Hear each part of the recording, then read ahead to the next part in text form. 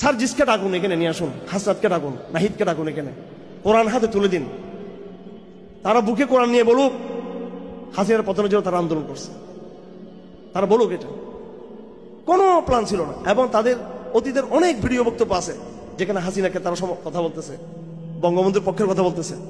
কল্পনা করে নাই। সেনাবাহিনীকে ডাকুন, কল্পনা করছে কিনা? কল্পনা করো নাই, কেউ কল্পনা করো নাই, এটা কেউ কল্পনা করো নাই। কিন্তু এমন, এবং আপনারা সবাই জানেন যখন হাসিনা যখন আদালতের মাধ্যমে কোর্টের পক্ষে রায় দিয়ে দিল, সবাই আমরা বলছিলাম কিনা যে আন্দোলন শেষ, বলছিলাম কিনা আমরা? এবং আসলেই তারপর আন্দোলন চলার তো কোনো কথাই না। প্রাইভেট বিশ্ববিদ্যালয়ের ছেলেদের কোনো ইন্টারেস্ট আছে? ওরা কি কোটা ভোটার কোনো, ওরা তো প্রাইভেট বিশ্ব, ওরা তো পাবলিক বিশ্ববিদ্যালয়ের ছাত্র না।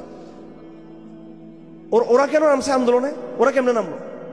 তো এগুলো সুবহানাল্লাহ, এগুলো আল্লাহর পক্ষ থেকে। আমি একটা তথ্য আজকে দিতে বাধ্য হচ্ছি, হেফাজতের একজন কেন্দ্রীয় দায়িত্বশীল হিসেবে আমি ইসলাম মন্দির অনেকের সাথে যোগাযোগ করছি। আমি কিন্তু আমার ভাইদেরকে পাইনি। কিন্তু ওনারা আজকে এমপি হওয়ার জন্য স্বপ্নে একবার লালায়িত হয়ে গেছেন ওনারা। এখন আমি বলতে চাই না ভাইদেরকে, আমার ছোট ভাই, বড় আমার সমাবেশ যারা আছেন, কেউ কেউ তখন তারা, কারণ তারা মনে হয় হারুন একটা পাগলা, এটা মনে হয় এটা আবেগেই ও সরকার তো টিকে যাবে, হাজিরা টিকে যাবে, হাজিরা টিকে যাবে, এরকমটা ফোনের রেসপন্স পায়নি। কিন্তু আল্লাহর এক বন্দাস ক্যান্টনমেন্ট থেকে ফোন দিল এক সেনাবাহিনীর মিডল ক্লাসের বলতে আপনার বুঝেন লেফটেন্যান্ট কর্নেল বা মেজর, এই টাইপের অফিসার। সে তার নাম আমাকে বলে নাই। আমি মনে করছি হাজির আমার পিছনে মনে ডিজিএফে লাগাইছে আমার মনে ধরার জন্য। আমি তারা ধরি, কারণ আরো এবং সে পরিচয় দিচ্ছে, আমি ক্যান্টনমেন্ট থেকে বলতেছি পরিচয়, আর ডাইরেক্ট আমার মোবাইলে যেটা রেকর্ড হচ্ছে। আমি তাকে রেসপন্স করি নাই। সে বারবার বলতেছে আপনারা রাজপথে ইয়ে থাকুন, আমরা গুলি চালাবো না, কথা দিচ্ছি। আমি আবার এটা তারা বললাম যে আপনি সরকার পতন করার কি জন্য? ওনার তো অবদানও শেয়ার করা যাবে না।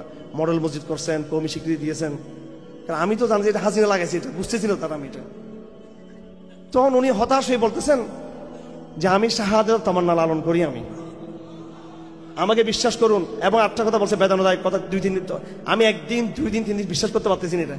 শেষ উনি বললেন আপনি আমাকে কখনো আর পাবেন না, আপনি আমাকে কখনো আপনার আমার কথা বলেন, এই নাম্বারটা এখনো আছে, আর তারা পাওয়া যাচ্ছে এখন আর পাচ্ছি না তাকে।